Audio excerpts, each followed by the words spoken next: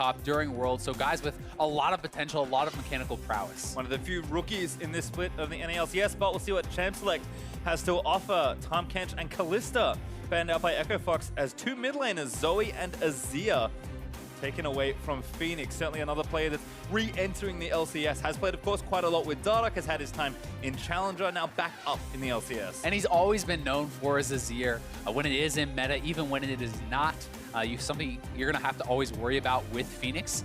I think what a lot of people are going to be curious about is what Huni is going to be bringing out in the top lane, because he is such a unique player, because he goes for so many different ways, and Ornn not being banned through the early stages means we may see an early Ornn pick on either side. And if you're Echo Fox grabbing a Kog'Maw first round, you're potentially giving over that Ornn 2 flame and allowing for maybe some sort of a counter pick here from Huni. Certainly a lot of attention for ADs. Tristana and Ezreal were the last two bans, and Echo Fox pinched that pool once more by taking away the Kog'Maw. Turtle, of course, loves his late game carries, Tristana especially, but looks like they might actually take something a bit more aggressive here. First pick, Varus in the rotation there for FlyQuest. Yeah, Varus definitely something we've been seeing quite a bit in the LCK, still quite a popular pick there. Has a strong laning phase. You're offering the CC a little bit more utility from that AD carry role in the mid game, and definitely something that can be quite powerful. Kind of intriguing to see where FlyQuest go with this next pick, though. Of course, have one more to make in their first rotation of the draft. And Italy would make a lot of sense for Onda. It's something that he has actually played a lot, but Jarvan, something that is very powerful right now, coming out of the jungle. You can play it very heavily tank. You can go warrior into tank. You can even go full tank or more heavily into DPS type builds, but Dardoch already going for the Zac and the Ryze combo. That was really fast from Echo Fox, knowing exactly what they want for jungle and mid, so they'll select those. Keane, of course, coming up from Academy, here to play in place of Fly, who is struggling with some visa issues. He's going to go with Cassio, certainly a champion that can go toe-to-toe with the machine gun mage of Ryze. Yeah, it certainly is. It's considered a pretty good lane matchup for Cassio, but Ryze has been so successful across all leagues in the start of this new season. Really, people with that stopwatch plus ultimate combo, it's so frustrating to deal with as an opponent, and because you can get that early on from the Masteries, you don't actually have to have a fully completed Zhonya's this season. Gives you access to it much earlier on. Obviously, Ryze also being pretty successful as far as pushing the waves, roaming, and kind of having a lot of early mid-game control. Well, Camille and Ornn, so top lane is starting to hit the ban list here in phase number 2. So Flame kind of hover Camille, so it certainly is a consideration. Again, two known carry plays. Yes, they can be versatile as well, but known for their individual laning prowess and overall laning skills. So certainly expect to see maybe a bit more pinched here. One, maybe even two more top laners taken. Yeah, and we did even just see that Ornn can be quite effective from the support role, right? That it is something that you can play down there. Also, melee supports in general have been extremely powerful. I actually do quite like the ban here onto Janna. Something like that can be so exceptionally powerful when paired with Kog'Maw. This hyper carry that just needs the space, the protection to be able to free fire and really take over in team fights. So I think it's a fairly intelligent ban, especially if FlyQuest is looking to draft more engaged, right? If you're looking for something like an Alistar along with that Jarvan, you really do not want to be getting shut down by a Janna. I think it also kind of plays to Adrian's tendencies as a player as well. Yes, also quite versatile, but did lean on Janna and Soraka, of course, in his history. Jayster was the next ban from Echo Fox, so now Gangplank will be the carry in top side, and there's a Lucian! Insta-lock Lucian! That is Lucian top, I'm fairly certain. You know, there's almost no chance that it is going somewhere else. So this is the Huni special. This is like the last time we saw him. This is the Huni in special. The LCS was him losing on Lucian top and not working out. This is going to be Shen support, which is also very strong, and I also think is actually really intelligent alongside the Lucian. Someone who needs to play aggressively, so who needs to be kind of up in their opponent's face. Having this second line of defense, when Shen hits 6, you always have to worry about the ultimate, the Stand United coming out from the support role, which is something that a lot of players are not really used to dealing with. When you have long range engage from Zac, you can pair the Shen up very well with that. You can obviously, you know, Ryze ult the Shen and the Zac in to kind of start off these sorts of fights, but this is going to be pretty interesting because Huni is going up against this Gangplank. He needs to be effective early. Otherwise, Flame is going to outscale, is going to have more impact in the mid and late game. So certainly a lot of pressure on both junglers to either keep their laners safe or to kind of punish them on the side of Onda. Well, last pick was Alistar there from FlyQuest, so pretty safe support and standard stuff there from Stunt. And especially makes a lot of sense, as I said, when they're already banning out the Janna. That kind of lends you towards thinking about these sorts of supports. It's obviously very powerful to have that sort of engage against a Kog'Maw too, because while the Kog'Maw can pump out such massive amounts of damage, does not have a move block, no dash, no sorts of blinks, and can be quite susceptible to the hard engage. When you have a Varus ultimate paired up with the Alistar engage, the GP ult getting layered on top, J4 ultimate, there's a lot there to kind of lock down and eliminate this Kog'Maw, which could result in a FlyQuest teamfight win. Certainly an interesting draft on both sides here, but I don't think I would have it any other way as Huni debuts back into the NALCS, right where he left off on Lucian top. That's just about the most Huni thing ever, Yep. right? First game of the new split. Oh, what's he going to play? Is it going to be Ornn? Is it going to be, you know, Vlad? Nope, Lucian top. Instantly Lucian top. It's airy Lucian top as well. Pretty interesting. None of the fleet footwork shenanigans. He's going all for the damage. Yep, no pressy attack either. One's kind of maximum that early guy's lane hyped up. efficiency. Yeah, that guy should be hyped. As Echo Fox and FlyQuest take the stage for the first time in the 2018 season. This is going to be fun. Echo Fox are a team that when you ask people, hey, what do you think of Echo Fox's chances? They just kind of get a look of on their faces. It's so hard to tell whether they will sink or swim, but it is fun. Hey, I mean, you got to say, with this Echo Fox lineup, there is a tremendous amount of upside, right? It's one of the teams I think has the most variance. You know, if things are all going well, if everything meshes together, if they have that synergy, there are some very powerful carries here, especially when you're looking at the top side of the map. You know, Fenix, Dardoch, and Huni all have a lot of ability to individually carry these games, and if they can be on the same page and really working well together, we may see that happen here today. Well, teams are going to fan out here at level 1. Nothing super crazy happening. Again, everyone just getting some early vision. We've got 10 yellow trinkets, but none being placed just yet. It looks like Dardoch and Anda, as Anda is welcomed by Dardoch for the first time onto this stage. Again, remember, one of the few true rookies playing up against I would say, a pretty intimidating opponent in Dardoch. Yeah, definitely so. I mean, Dardoch is a guy who has a lot of experience on the stage here. Anda obviously will have played against Dardoch a lot in solo queue, being someone who grinds that a lot, but it's very different stepping onto the stage for the first time. And you know, not only is he playing against Dardoch, he's playing up against guys like Huni, who are one of the most famous League players in the world. And there's a lot of pressure on Anda to keep Flame safe, to be able to perhaps punish Huni if he's really pushing in there. But if you mess that up, the game can certainly be flipped on its head. See the early jungle starts here. Right-hand side for both. Anda on blue, Dardoch there on the red. Looks like Dardoch got a little bit of help as Altec and Adrian rush down to lane. But kind of as expected, both junglers moving from right to left, which is straight towards that top lane. Yeah, definitely so. A lot of potential to be up there. Keane is going to be playing with Phase Rush, so this is, you know, the kind of new adaptation of Storm Raider's Surge. You hit the 3 individual spells or damaging abilities, and then you're going to be able to get that big speed boost. This allows so much kiting ability, so much chase down ability from the Cassio if you can actually get in there and proc that. So certainly something that can be very powerful, but I would say does put you at somewhat of a disadvantage in the laning phase, as it's more powerful to have, you know, something like a Summoner Spellbook for that TP and swapping around. So it's more of a late game thing. Yep, you can see Flame still level 1, waiting on those last few CSs. Huni gets an early leg up in that lane. Same for Keane there in mid lane, although Fenix has now dinged too, and Flame should be there shortly. Anda, though, looking mid lane here. Oh, and Fenix is Good very flash. close. Very good flash. I think as soon as he saw the flag, he's like, I'm out of here. I know exactly what that means. I mean, it was a good flash, but a great gank from Anda.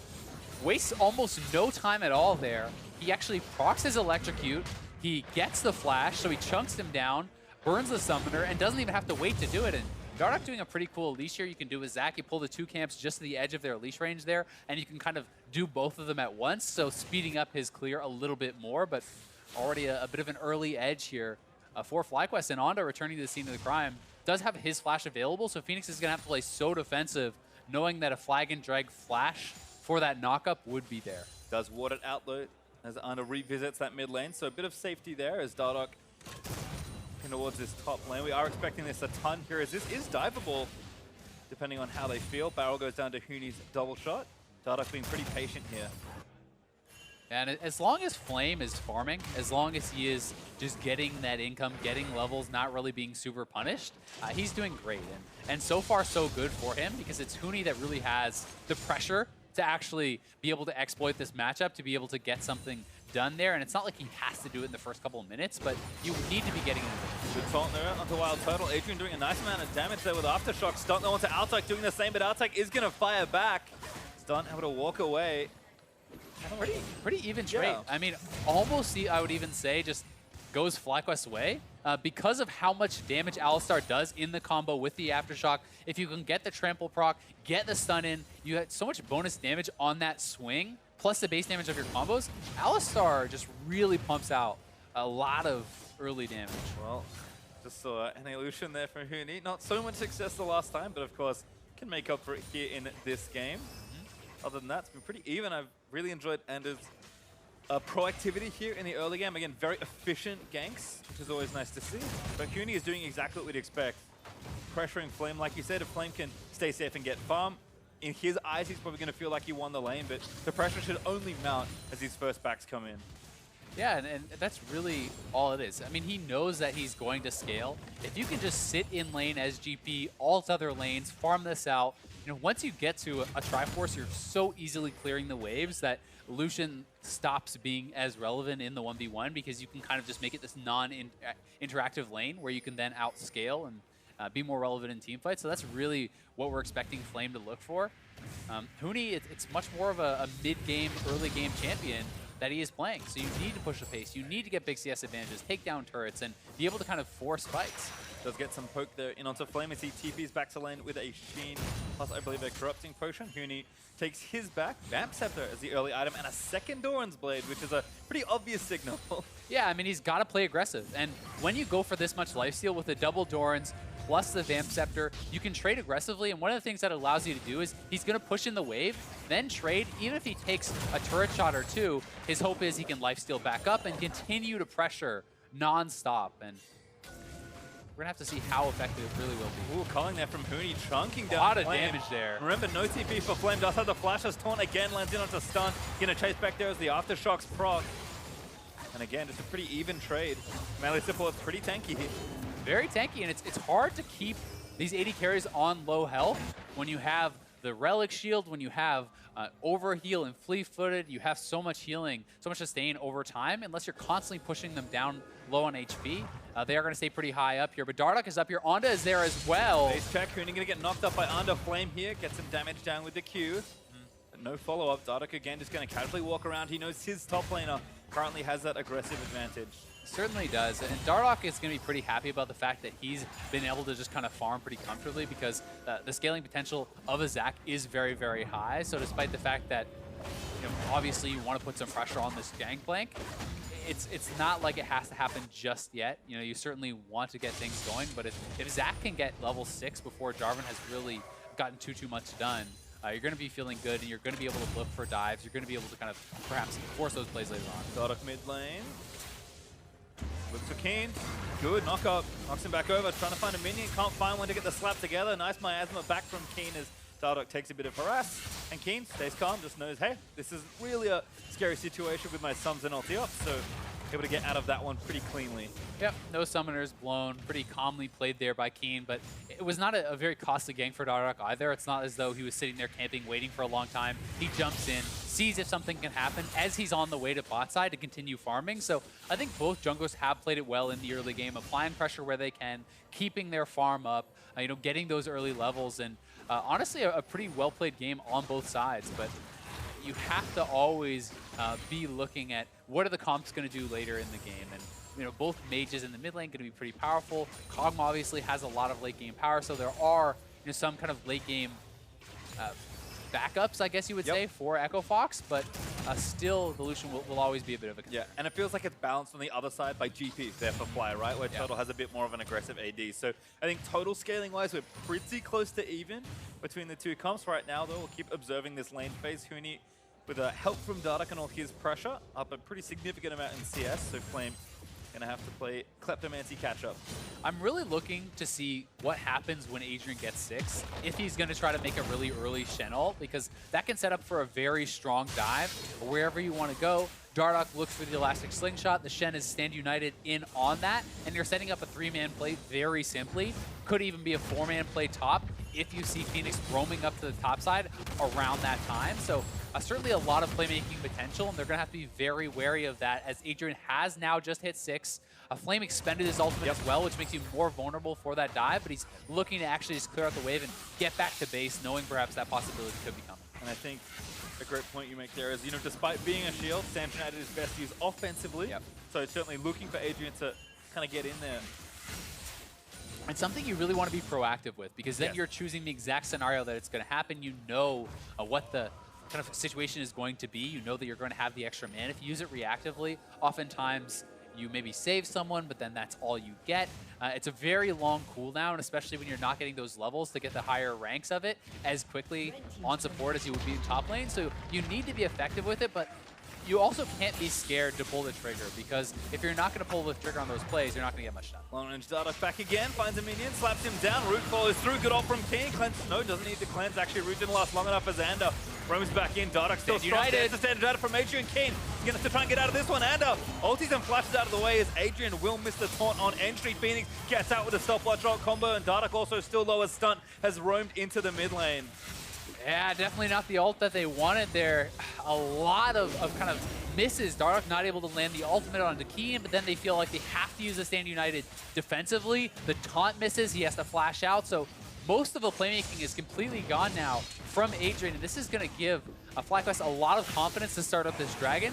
Very well handled again by Keane. He's been getting pressured, has not panicked, has not really even had to blow a summoner yet, and Onda has been everywhere he's needed to be so far this game. Yeah, and moving in with the rest of his team to take this dragon. Should be able to smite it away nice and easily. Dardoch on the left side of the map, so Under will claim the first break for his team.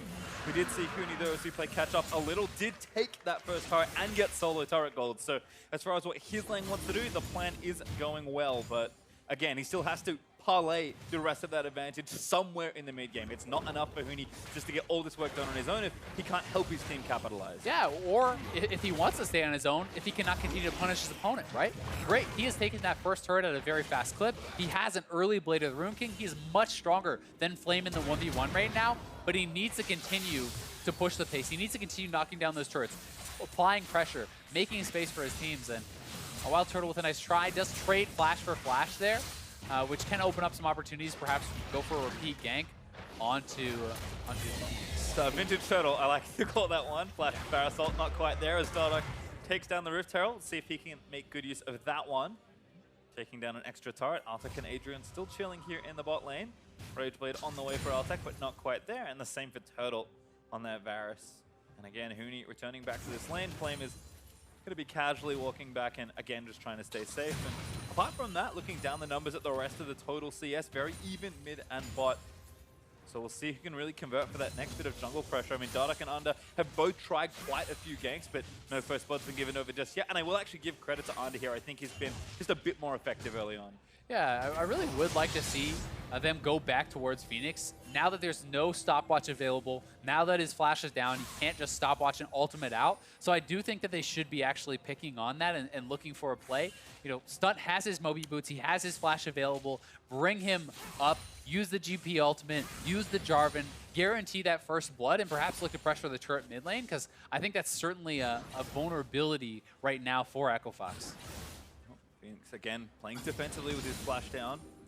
Total vision looking good across the river for both sides, so no surprises just there. Again, very slow pace despite the gold lead that Fox have built. 2,000 gold up, and I'm guessing most of that is actually on Huni there in the top lane. Yeah, certainly so, and they are looking to kind of use this advantage perhaps in the jungle. Dardoch has been spotted, he doesn't know it. Could be bad news here.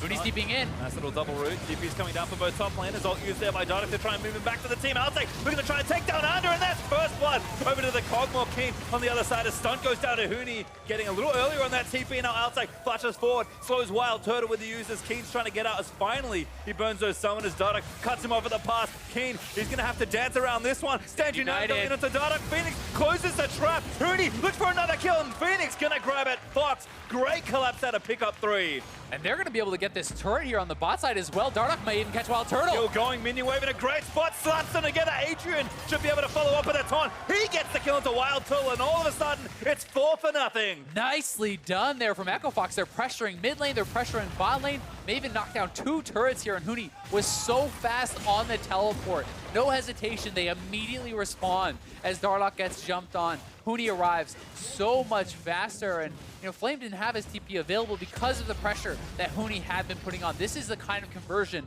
they wanted from the Lucian top. Teleporting Lucian, not exactly what you think of, but the outer ring is spelled as a result. So we'll take back with that play without ASAP Predator replay. And Dardoch actually wards over. He caught the very edge of them. And look at that immediate teleport coming in. Pretty dangerous spot for Huni landing into the miasma, but he flashes away, gets back to the team. Onda is being knocked down as the Echo Fox bot lane is rotated around very quickly. Huni's able to pick up a kill, and then it's full-on retreat here for FlyQuest because their players were not in place fast enough. The GP could not get down fast enough, and really just better response from Echo Fox. Such a quick collapse, and they just turned around what looks like it would be a good play from FlyQuest very, very quickly. And in general, it feels like even though it's early days for this team, the coordination, the level of coordination is pretty amazing as Dardoch just traps Turtle between those minions. Unfortunate for the Varus.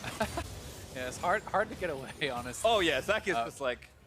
Yeah, Zach has a lot of mobility with that maxed out slingshot. And Altec in a really good spot now. He has his Rage Blade. He's looking very strong on this one item. Huni is going to be working quickly towards a Black Cleaver. He's going to be at a very strong point. Flame's still trying to pick up that Triforce and is going to have to be very careful for quite some time now with Huni just so far ahead in gold. But again, the total amount of map pressure they have is very tough for Fly to deal with as Dardoch summons the Rift Herald here in the bot lane.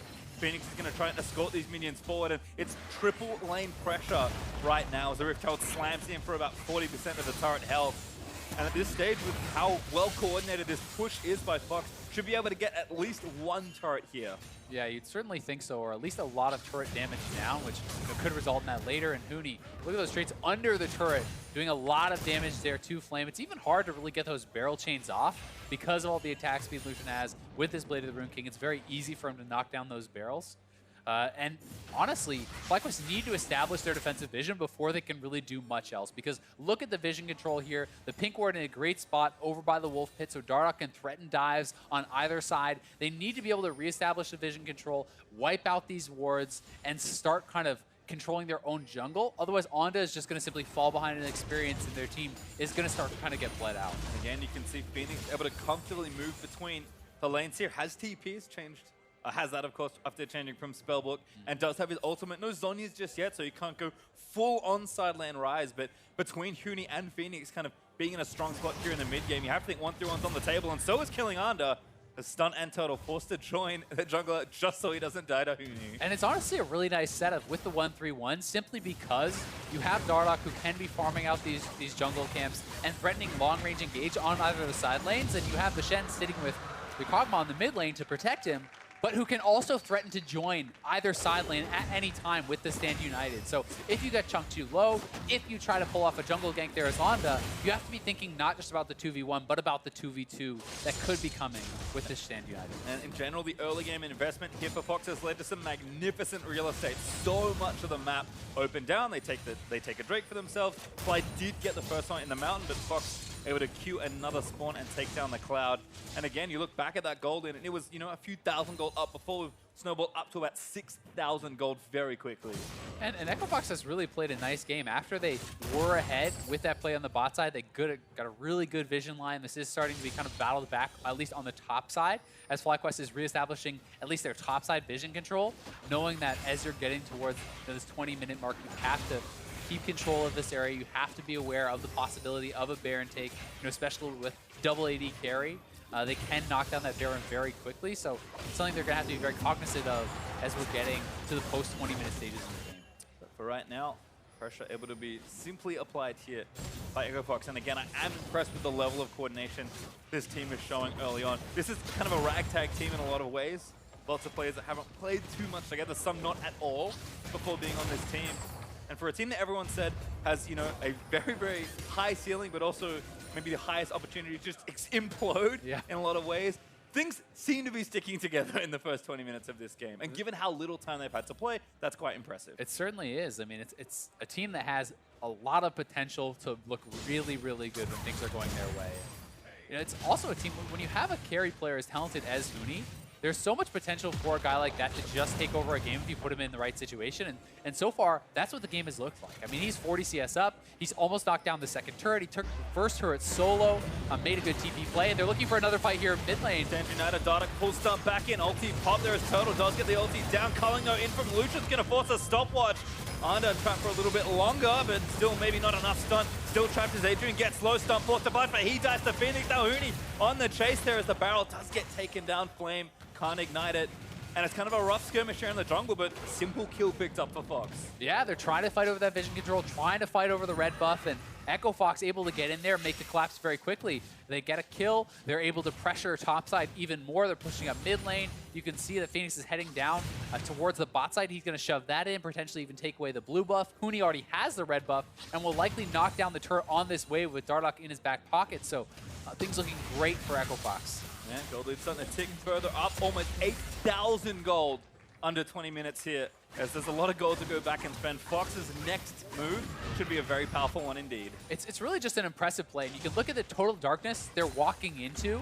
They are grouped up as a three-man squad, but Dardoch is there. You see the Stand United coming through. Huni so much faster to the roam because Gangplank cannot walk through him. He has lane priority. He's going to be there first. And a lot of power coming out of the top lane here. Altec able to get involved in the fight, and as Phoenix comes in, there's just really no way for FlyQuest to continue the fight.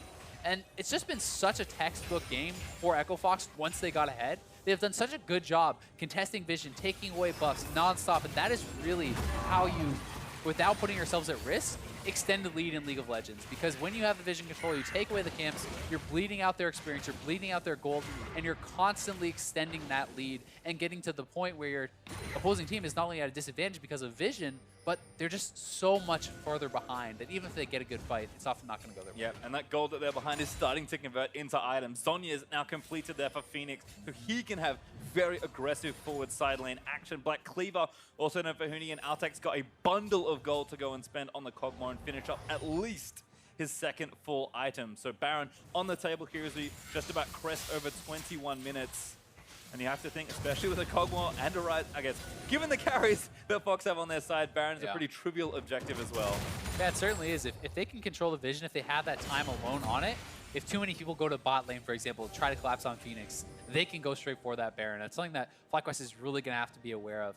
And I also like some of the item pickups here for Adrian. I do think that getting the early Lucidity boots on a support Shen makes a lot of sense. The Summoner spell cooldown is actually very powerful, you know, with those taunt flashes. Obviously having Ignite up even more is quite nice here too, but getting the early CDR allows you to move around the map more, allows you to have more impact with the face of the mountain. He's already at 20% CDR just from items, and then Ruby Sightstone is going to allow him to have those actives up more often, and very likely going to build towards a locket for a lot of added safety. You know, it's essentially a triple shielding type build that you can have for either of your AD carries. With Stand United, Locket, and Face of the Mountain coming through, that could be a couple thousand extra health on someone who's already so hard to take down. Certainly a lot of extra to bring to the table as again Fox look to stretch fly across the rift. Dardoch continuing to invade with Huni and keep vision over this left-hand side of the map. Phoenix is pretty much untouchable with that Zhonya's and his ultimate ready, and Flame is still really just trying to find farm more than anything else.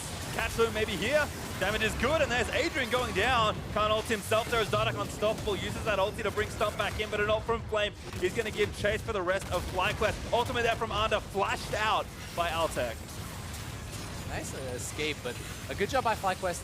Get a kill, delay the game a little bit.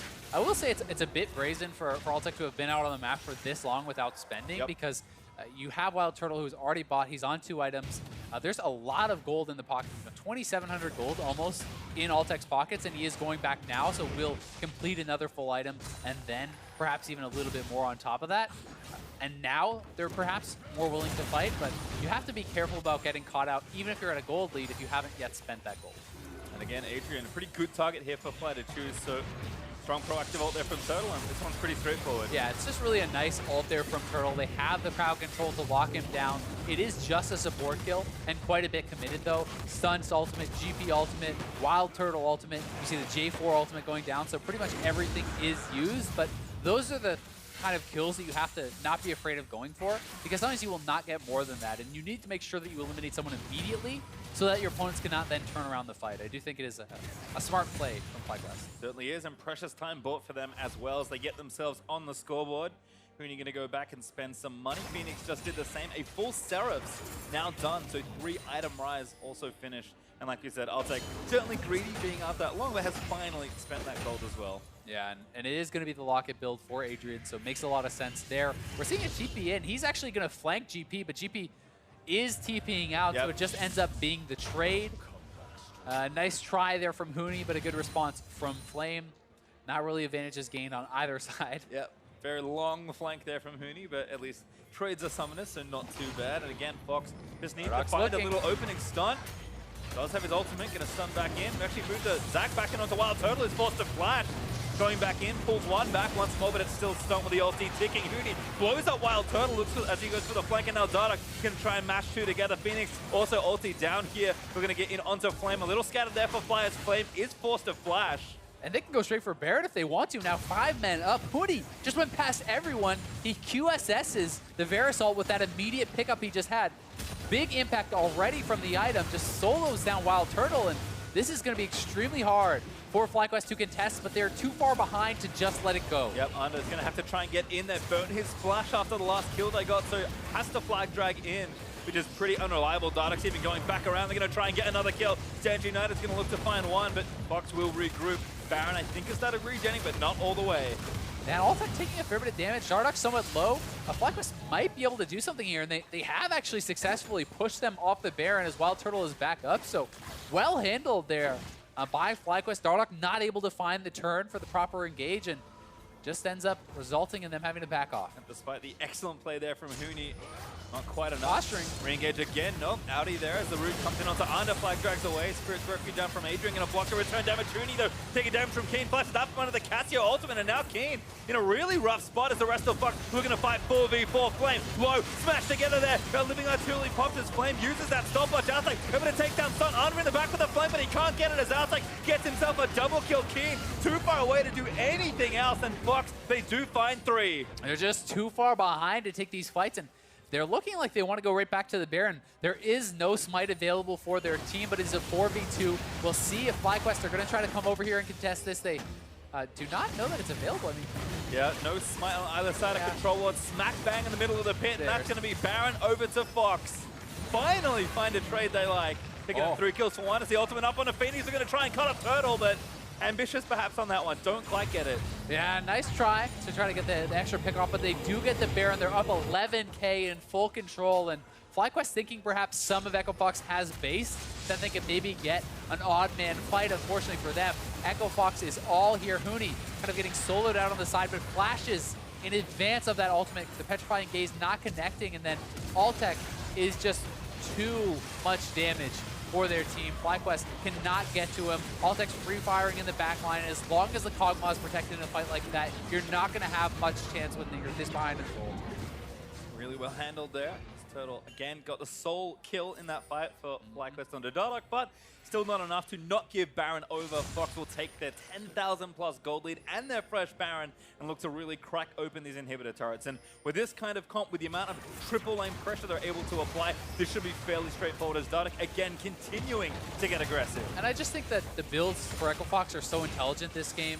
I think that the early QSS has already paid dividends for Huni and his aggressive playstyle. When you look at a Knight's Vow picked up for Altec, you have the Face of the Mountain, the Locket, the Shen ultimate. There's so much protection with even just those extra items onto the Kog'Maw that it's ridiculously hard to take him down. When you then add in addition the Overheal shield, the Targon's Relic shield, that's going to be so hard to ever take down Altec. And they've just itemized extremely intelligently. There's no real easy targets here on the Echo Fox team.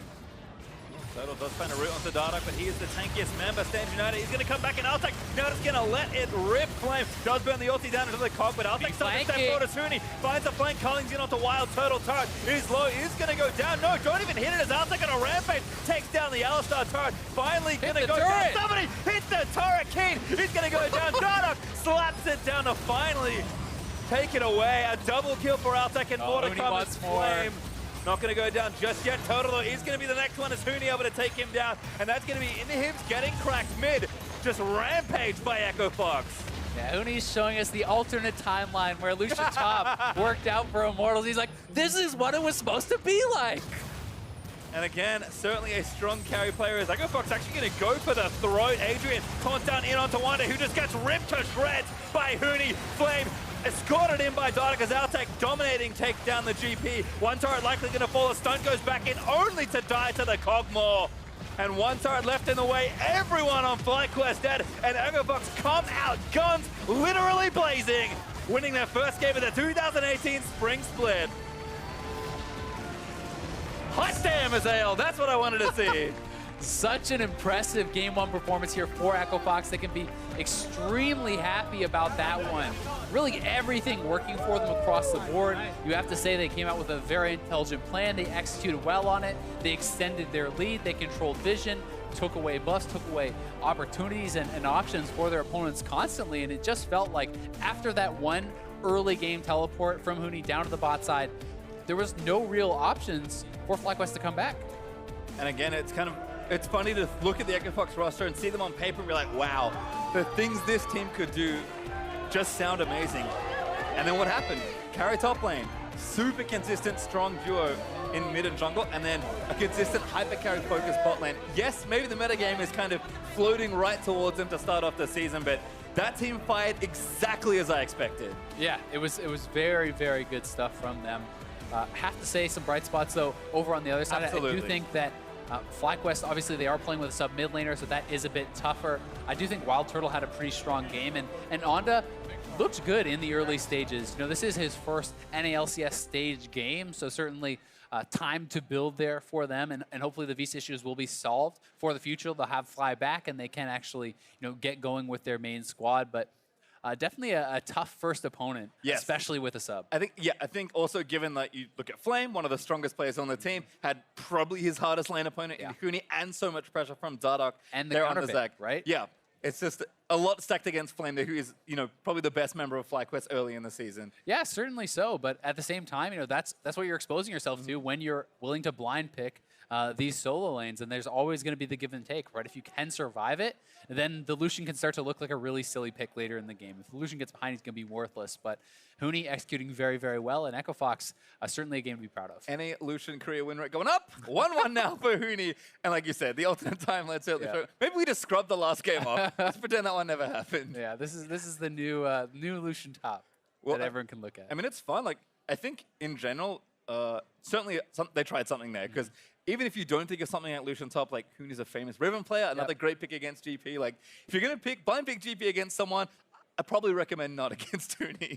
And honestly, I think that in this meta, there's a lot of potential for actually exploiting some of these blind pick tops. Even with the tanks that people are going for, I think that there are a lot of picks that can actually really get big advantages and kind of outgreed their opponents. So Huni is one of the players I feel like is not afraid to really go for these picks that could fall flat on their face, because he has the confidence that he can pull them off. And I'm very excited to see what he's going to do the rest of the season. Certainly am as well. But with that, let's send it down to Hui and Fox's top laner. Thanks, Pappy. I am here with Fox's Huni. Congratulations, you have all these people cheering on for you. Now, you marked your return to the NALCS with your signature top lane Lucian. How does it feel to have such a strong first game back? I mean, my top Lucian is always prepared, so. No, just kidding. We actually practice a lot the top Lucian, as a counter pick, and I know top Lucian is really good pick. It was sometimes just unlucky happens. So, well, I'm really happy that come back with the top Lucian, which is in NALCS, because NALCS I played top Lucian for first, and then I kind of dropped down the game, but still, I proved that I'm really good, and also I got better, and it's really nice to see you guys again.